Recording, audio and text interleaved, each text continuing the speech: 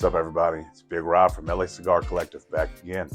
So last time we sat down with Kyle and we actually talked about how we came up with the Padre Elegido, the chosen father, our first ever house blend. Well, we got another one for you. We just came out with the Grigree.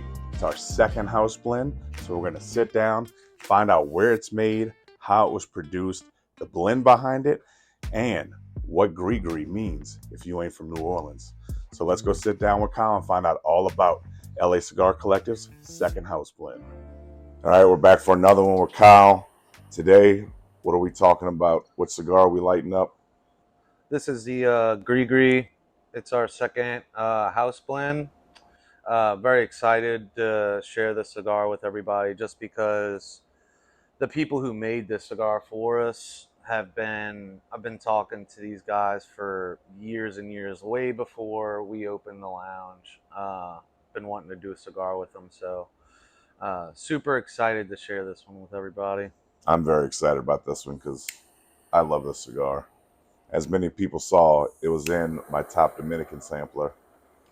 And just the fact that I get to sit here and light it up with everyone and talk about it, that's what I love. So, Yeah, and it definitely would have gone in my top Dominican sampler. but I already felt took like it. it would have been a little, for me to put it in there, I just felt like it would have been a little, sleazy. I don't know why. I just felt like I should focus on other brands in our humidor.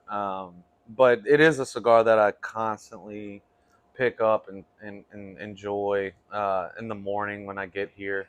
Probably have at least two or three a week, and you know when you have a cigar lounge, it's that's a lot to Yeah. smoke one cigar because you're constantly trying new product, trying new blends, and trying quality control of stuff in your humidor. So for me to pick up one blend 2 to 3 times a week is a lot. Obviously biased. That's what I say also because whenever I open, I'm not a lighter cigar smoker. But if I'm opening and I'm drinking espresso and I just can't make up my mind, that's always the first thing I'm grabbing. Because as soon as you walk in the humidor, you see it. You see it, and it's like, that's what I'm going with for the day. Yeah. All right, so starting out, how does the Grigree compare to the Padre? So the Padre, like we talked about in another video, is blended to be more for a Cuban lover's profile.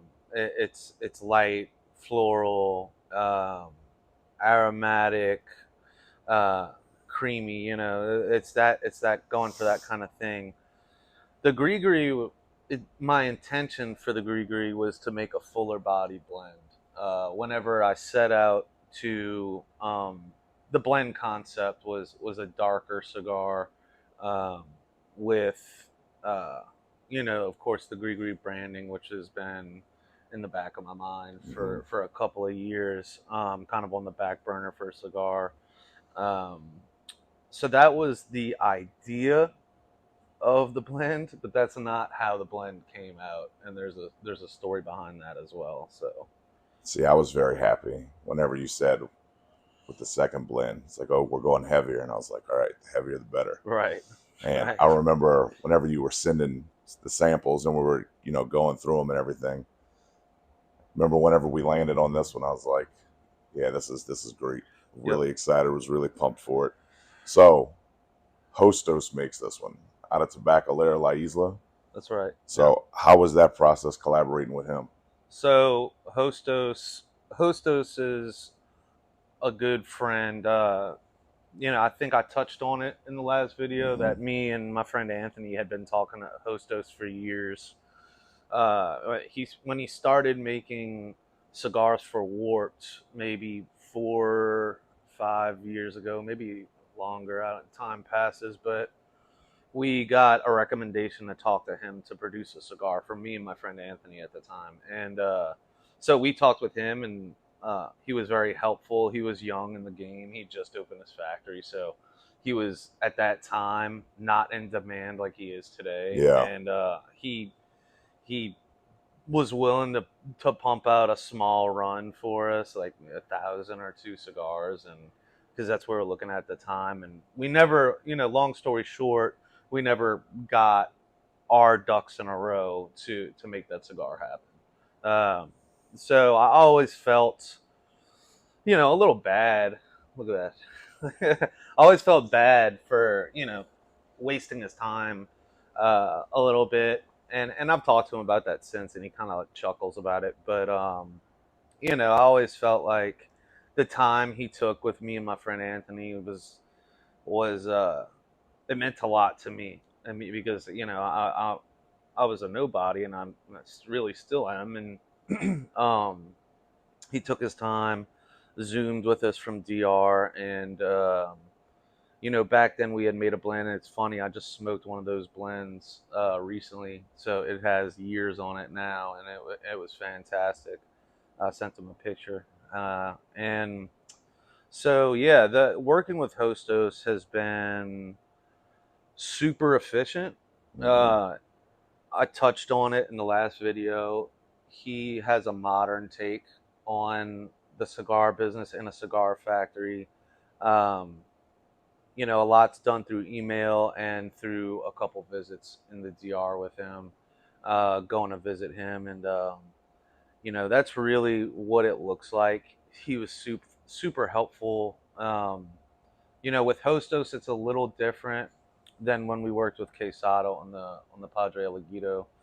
The Padre, Quesada handled everything in house. Yeah. So the bands, packaging, exporting, paying federal excise tax on importing it into the U.S. All that was handled in house by Quesada. Hostos is a little bit different process. He takes care of the cigar. Yeah. His main focus is the cigar. Yeah, he takes care of the cigar. You take care of the bands. You send him the bands if you want them to apply the bands, which we did. Yeah. Because I'm not trying to apply 5,000 bands. My hands are too big for that. Yeah, I can't be sitting in the back. Just... Yeah.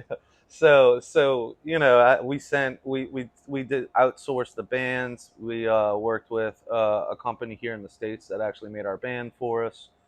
Got it shipped to them. Hostos did source the craft paper for the bundles. This red craft paper you see here, he sourced that for me, which I think that was maybe even going above and beyond his normal realm of things, to be honest. We sent him the stickers for the bundles.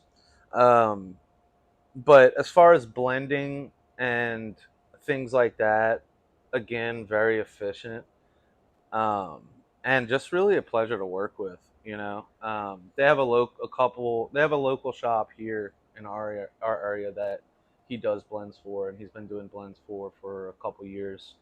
And I just know that with Hostos, the quality control is going to be right. I've been to the factory, super clean. No worries on tobacco beetles because he is OCD about tobacco everything. Beetles. And yeah, it's just like a great partner, And then like for the casual cigar smoker and someone who's like not as big of nerds as we are when it comes to it, the stuff that Hostos makes, you've probably smoked it and you love it. Like everything he comes out with is amazing. It's just that you don't know that it's coming from him. So like if you did a little background and research on it, the stuff he comes out with is always excellent. He doesn't miss at all. Yep. So with the blending process, can you tell us the story behind that? Yeah. So because this is a very interesting story of how all that came to be. It is, and it's humbling too. So me and Hostos in my first trip to DR, when I was also visiting Quesada and blending with Quesada for the Padre, same idea. I told him the profile, what I was looking for, and I let him give me the starting point. So he gave me, it was 5 blends, numbered 1 through 5, didn't tell me what was in the blends. We smoked the blends, and then we tweaked from there. I narrowed down which 2 blends I wanted, and we started tweaking from, and I think it was a Mexican San Andres over it was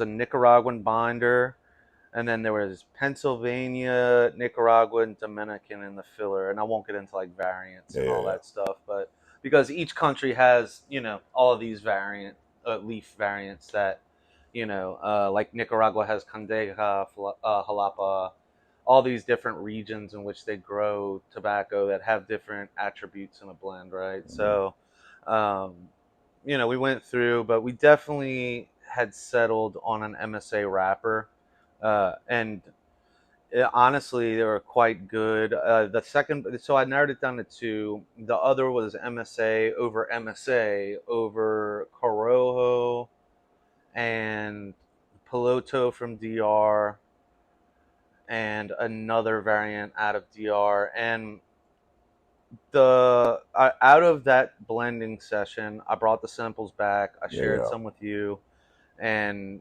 we had kind of settled. I think you picked number 5, and I picked number 1. So the idea was to go with the number 1. Yeah. So yeah, we settled, we compromised, and we went with your pick. So yeah, we had we had an idea of what blend we were going with, and it was the MSA, and that was honestly a blend I was happy with. It wasn't probably as full bodied as like you would like, but it was surprise for a Dominican cigar. It had Nicaraguan components and Mexican wrapper, and it was a medium full blend. Yeah, it still had some spice on the end of it. Yeah, real complex. It was nice. Yeah. So, but then what happened? Yeah. So we settled on that blend, but I had wound up doing the Padre Elegito blend first with Quesada because, like I said, everything was in house, super streamlined, super easy. So I had started production on Padre Elegito. Being a young shop, I just didn't have the grip to just do multiple runs of thousands of cigars. So again, I made Hostos wait 4 years and 2 months to do a blend with me. It's like I made him wait. Leaving them on red. Yeah, and it's just, I think he understood just because Quesada was just ready to go, and it was less stops in the process. So in my second trip to DR, I went to check out packaging on Padre, just to look at how the bundle paper looked, the stickers looked, and I had WhatsApped Hostos letting him know I was there, and he said, "Well, why don't you come by for a cigar?" And we, like I said, we had already settled on the blend we were going to use, and I said, "Look, Hostos, I don't want to waste your time, bro. I know you're a busy guy, and we have our blend kind of picked out." He said, "Dude, you're in Dominican Republic. Why wouldn't you stop at my factory and have a cigar and coffee with me?" So that was really cool. And so we got there, and we're just talking, shooting the shit or whatever, and he rolls this blend across the table to me, and he said, "Man, I just got this new Indonesian Sumatra, and it's just beautiful. The wrapper's amazing." So he rolls this over, and I just picked it up, started smoking it while we're having an espresso, and I'm smoking. I'm like, wow, this is really good, and it was young. It just been rolled. So it's like, man, I'm thinking in the back of my head, I'm like, I wonder why he's giving me this. I thought it was like a trick, He was testing you out. So I said, "Hostos, this is really good." And at the time, this blend, when he rolled it to me, because it was so young, it was like a white pepper bomb. Mm-hmm. And it still has that white pepper on the finish of this cigar, but it's not like, whenever I smoked it there, it was just like a bomb of white pepper, but it was very pleasant still. And I remember telling him, "Man, if you had a guy that liked white pepper, this is the cigar." It's like a clean pepper flavor to it. I always say it's like a white cream, like cream puff with white pepper on the end of it, which like, it's real creamy and smooth, and it has that little hint of white pepper on the end of it.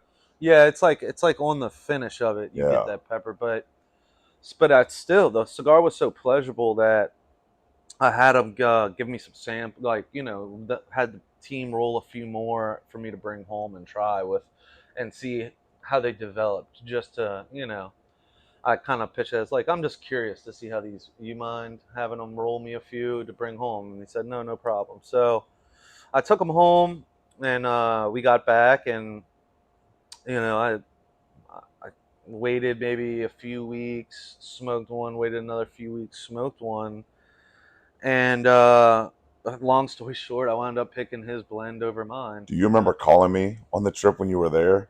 Because you called me right after you smoked it, and you were like, "Rob, I think I need to change the cigar." I was like, "I thought it was already done," and you were like, "No, he just rolled something across the table." He's like, "Indonesian Sumatra." He's like, and I'm smoking. And he goes, "I think this is our cigar," and I Yeah, was like, "Bro, like, I thought it was done already. I thought we yeah, already it decided." was, it Because was. for me to pick one cigar, you to pick the other cigar and go with that one, and all of a sudden be like, "We're changing everything." Like it's already like I was like, "What is he doing down there?" But then you brought the samples back to me, and then I smoked it here because you were like, "Hey, smoke this and just let me know what you think." And I Hmm. was like, "Shit." So long story Yeah. short, here we are. Ended up with another medium-bodied cigar, and honestly, the trust me, I would have loved to pick my blend over, a blend that they made. Obviously, like a humbling thing, but at the end of the day, this was a better finished product to me. Oh, it's great. It just it has this flavor, this like kind of funk to it that I crave in cigars, and it's like something that I'm constantly searching for, and it's hard to describe it. I mean, I've kind of described it as twang in the past, but it's like it's got like it's a funk that I just keep going back for it. I think that's why I continually pick these up. Um, the profile on this is kind of, and I had a guy in our Discord message me after getting them, and he pretty much hit the nail on the head as far as the profile of this thing, and it's Doug Wallace, shout out. He said that it was like a Dominican funk, like cream and a little bit of white pepper, like you said, like a cream puff.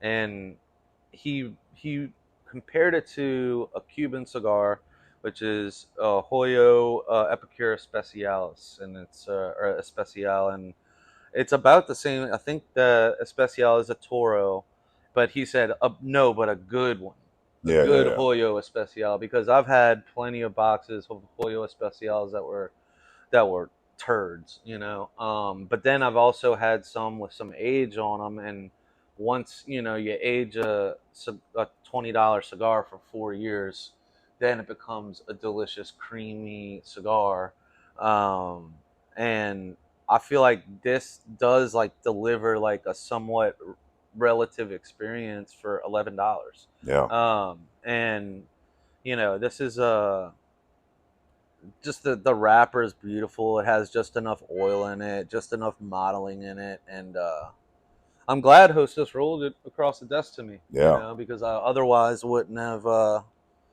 tried it. Can I see that lighter? Yeah.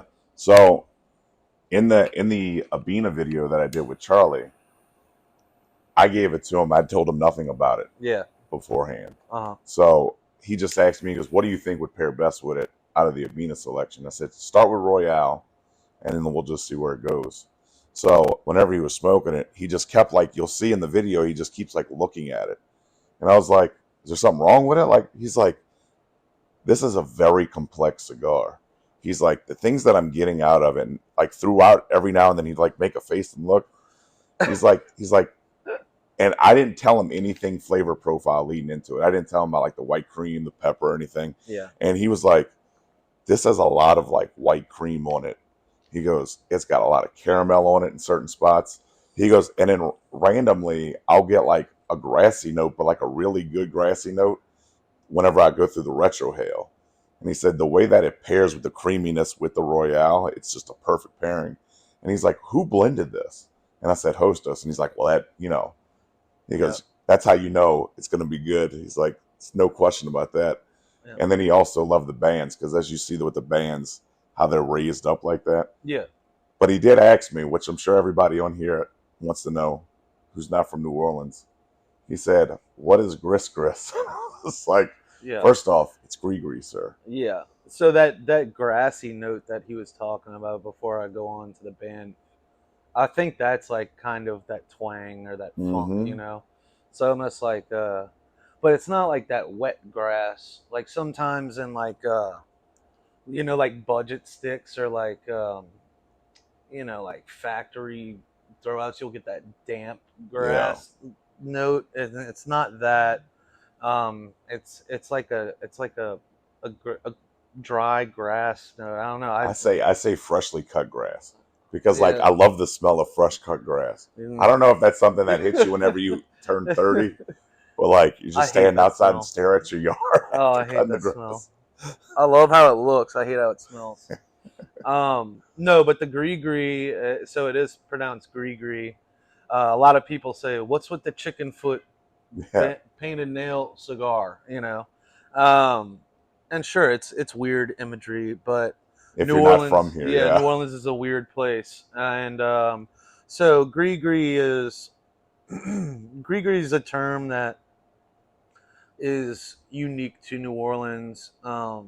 You'll hear people very rarely, you know, it's not something that comes up, but they'll say like, "Don't put that Grigree on me," or "Don't," or "I got good Grigree from this," and it's basically, We use it mostly when we say that we're putting the Grigree on the Falcons, since it's yeah, football yeah, season. yeah, yeah, right, right. So it relates to voodoo here in New Orleans, which has like a super long history in the city, mostly in, you know, of course, like the inner city, not like in the Yeah. suburbs where we are. But um, you know, Marie Laveau is the super famous voodoo practitioner The who, voodoo queen of New Orleans. and she had Roman Catholic and voodoo combined into one, which you know, Catholicism's already prevalent here, but Grigree refers to it, it can be looked at as karma, it can be looked at as the actual magic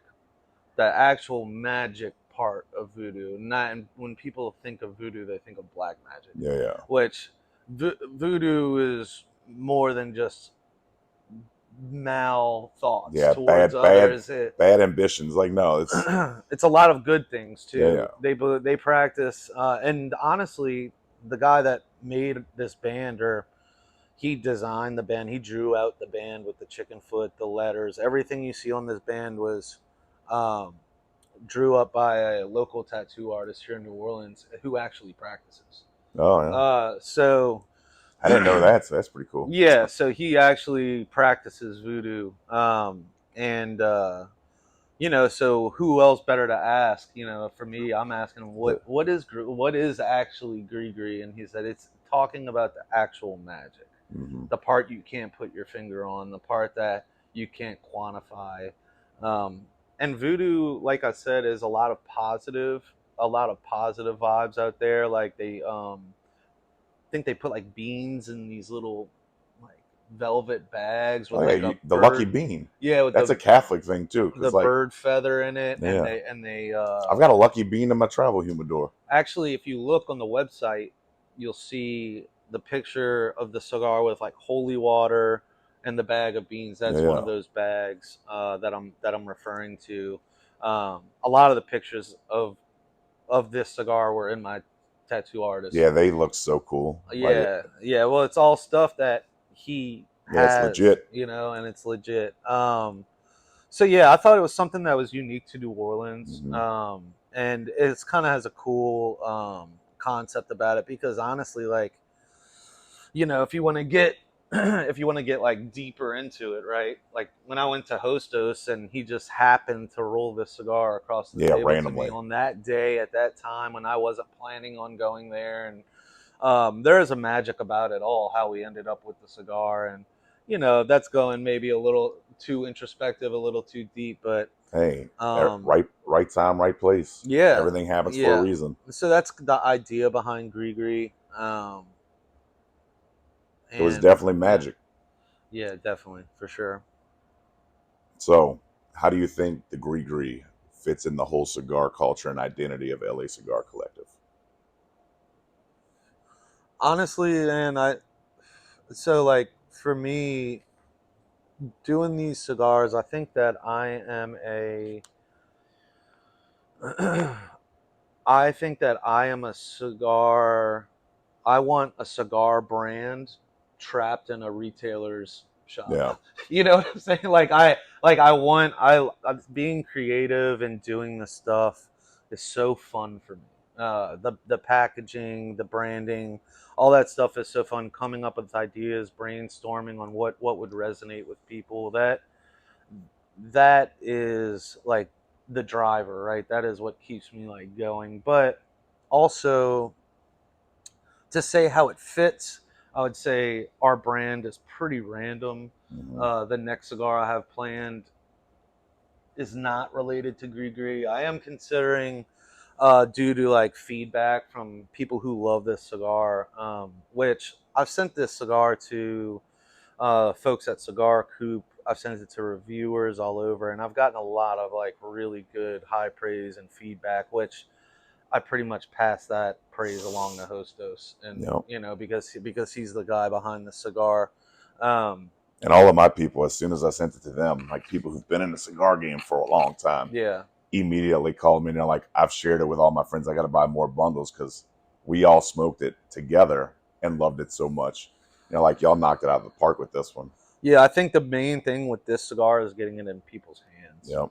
And that's what we've been trying to do is just getting it in people's hands, letting them try it, and the cigar speaks for itself.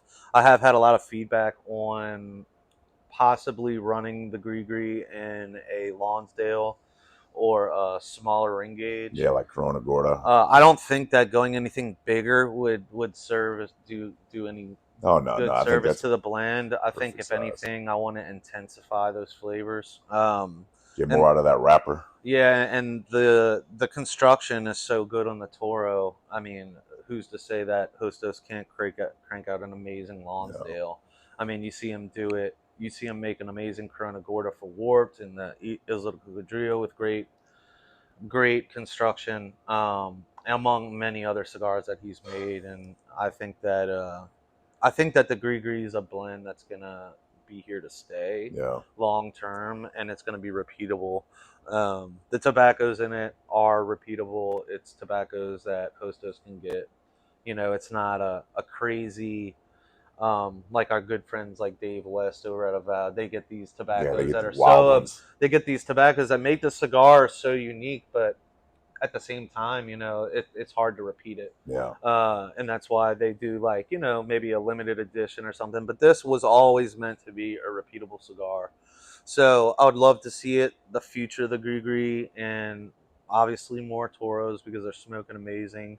Maybe a Lonsdale or something, a similar format, I think would be a great addition to the Grigree line and offered in at least another size. So everyone who comes in and sees it and they're like, well, who is this for? Is this more for like someone just starting out? Is this? And I always say everyone could smoke this. So it's like, I've got people who are Yeah. brand new to the game who smoke it. They love it. Like I Yeah. said, we've Yeah. been smoking for years. Love it. We got Yeah. guys who, smoke, expensive Fuentes, Padrones, everything else, and they love it. Like, For sure. I haven't had any bad feedback on it. And so who would you think it would be perfect for? Do you agree with that, that anyone can Yeah. get to it? I would say that this cigar smokes very clean. It's so smooth and Yeah, clean. Yeah. I would say that I would recommend it be the first cigar of the day. It doesn't Mhm. have to be in the morning. It can be at lunch. It can be after dinner. It could be after a heavy dinner, honestly, because even if you eat a steak and then smoke the Grigree, I think it's gonna clean your palate. It has a very clean finish to it. That white pepper, it doesn't feel. It's not that heavy, mouth feel to it, and yeah, I would say that it can be smoked at any time and by beginners. I've had a couple of newer smokers say that it was too peppery. Um, I don't see that, but you know, And I'm not a pepper fan at all, yeah, and I don't ever think it's too peppery. yeah, and I Because mean, I'm usually just being honest. I'm just very like turned off whenever it's got a lot of like black pepper or something like that, No, it's not and it's that. not that No, whatsoever. no, I think it's just, you know, maybe certain people are more sensitive to pepper, and you know, it's all subjective, right? But I feel like a beginner can smoke this cigar for sure, and I feel like people in Cuban backgrounds would really enjoy the cigar. I actually know that because you know a lot of my friends in the community and all these online groups have gotten, you know, high praise for this cigar. A lot of local guys love this cigar. I really haven't heard any too much negative feedback on it. Um, so yeah, I think it really can be enjoyed by anyone. It's in that nice Yeah. medium ground. So normally I smoke mine in the morning, and I always pair it with espresso. But whenever we did the video with Charlie, it was the end of the night. We had just had this big Sicilian feast, and I was even saying like, I don't know how it's going to smoke this late at night after, Yeah, eating all day and sure. everything else. And it was still great. It was perfect. It was my last cigar of the night. And like I said, like we keep saying, it's a clean smoke. It was just perfect. And it It's was, easy though when you have an Abino with yeah. it too. That helps. Yeah. I mean, shout out to Abino. They do a great job of. What's the You know, owner's name again? I don't know that guy too. I think Charlie Albany. yeah, he's an interesting character, Great but mustache. yeah, but yeah, I mean, it's easy. You know, Abina does a great job of like bringing out flavors in cigars that you typically might not grab. Um, but yeah, man, it's. I think I haven't had it after a big heavy meal yet. Typically, I always just grab it in the morning. Yeah. You know? So what is your ideal pairing for it? Speaking of Abina, speaking of how I said I pair mine with espresso in the morning. Well, I've always just traditionally I smoke it first cigar of the day, so you know it's already gonna be cotton candy bangs, the pairing of champions, or which is I'm not proud to say, or you know, espresso cold brew. I was Is about to say we're typically, going to talk in the office after yeah, this. yeah, cotton candy bangs not exactly the connoisseur's choice, but it is the efficient choice. So cheers. Cheers to cotton candy bang. I pair mine with espresso out of a very small cup. Yeah, the cup's This, outrageous. for the record, after the Padre video, this is a normal size espresso cup. I'm just not a normal size man. I'm gonna get you a bigger one. Do like maybe 6 shots of espresso. Yeah. Yeah, but then I'll be running on the roof. Yeah. So the next blend, I promise, will be fuller bodied. It will be fuller as in my fuller or like your fuller? I can't say I because it's want not something blended that's yet. like Yeah. a kick to the chest. Like, I would like to do something out of Nicaragua. To be honest, the tariffs there, the new tariff situation in Nicaragua might put some barricades up for that, you know, just because at the end of the day, we want to bring cigars that are at a good price point for the yeah. consumer. I feel like today's cigar world, you have to pick a side as far as price point, and it's either you're in the high teens and 20s or you're in the low teens and under, you Yeah. know, and you're only going to thrive in one of those two. And I feel like for us and for me, I'm looking, you know, like we talked about in the past, I love finding cigars at a good price point that are amazing. That's like, Yeah, if you get something at the price point that these are at, like this is a great daily smoker. yeah, People come in and buy the bundles of them like crazy. yeah, So they're available in singles. We got them in the 10-pack bundles. And like I was saying, people come in regularly just to get a bundle of them. yeah. And they're like, this is my everyday smoke. Hmm. So, And I would say that this cigar has had a better reception than the Padre did. And I say that again, humbled because I blended the Padre, but this cigar I think just appeals to more palates. The Padre is a little lighter, and this cigar was just ready to go when we got it. oh You yeah. know, and uh, does continue to get better, does continue to get smoother, and it's fantastic. All right. Well, that's it for the Grigree video. So make sure you like, comment, and subscribe.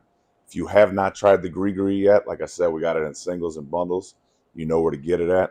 Also, if you're not in the Discord, join the Discord. The link will be down below in the description. And join the Facebook page. And as usual, put some smoke in the air. Pusasasita. Appreciate you guys. Yeah, definitely jump in the Discord. Discord's been hopping. It's been a lot of fun lately. So hope to see you guys there. Thanks for checking us out. Thanks for taking your time to listen to me and Robertus Maximus.